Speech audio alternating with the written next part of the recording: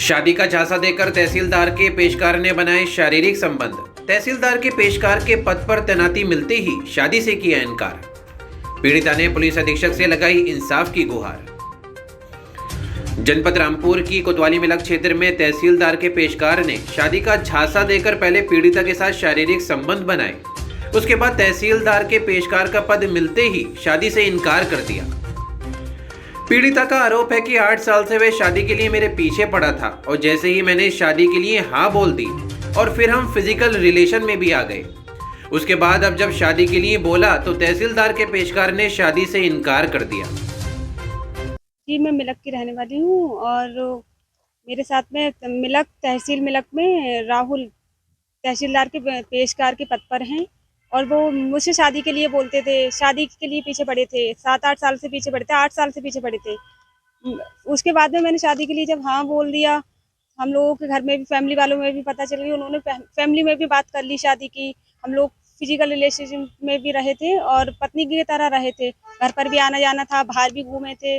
और जब हमने बोला, घर वालों ने बोला इतने टाइम बाद कि अब इतना टाइम हो गया, शादी करो, तो बोलते थे पहले मैं अपनी बहन की शादी करूंगा, उसके बाद आपसे शादी करूंगा।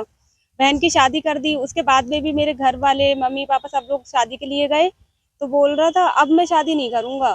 दहेज की मांग रखने लगा कि अब तो मैं पेशकार हो गया, अब मैं शादी नहीं करूंगा, आपकी बेटी के साथ में जो करना था मैंने कर लिया आपके साथ में, अब शादी नहीं करूंगा, आपसे जो कर मिले वो कर लो आप। तो आप क्या चाहती हो? अब मैं ये चाहती हूँ, अगर मेरे साथ जो किया है, पत्नी बनाकर रखा था, मुझे पत्नी की तरह बुलाया था, जैसे रखते हैं और वैसे मुझे अपने साथ में रखें।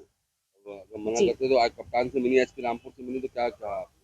जी, उन्होंने पत्र पढ़ा हमारा, तो न्याय के लिए तुरंत एसडीएम डीएम सर से बात की थी और उनका जो उनके जो जवाब है वो संतोषजनक है। तो आप क्या चाहती हो? मुकदमा दर्ज कराना चाहती हो? मुकदमा बिल्कुल भी नहीं, शादी के लिए मान जाए, जो मेरे साथ हुआ है मुझे कौन एक्सेप्ट करेगा। बस जैसे पहले सही चल रहा था सब कुछ, ऐसा कुछ नहीं, शादी के लिए मान जाए, ऐसा कोई बात नहीं। अगर नहीं मानता है तो फिर कानूनी कार्रवाई की जाएगी।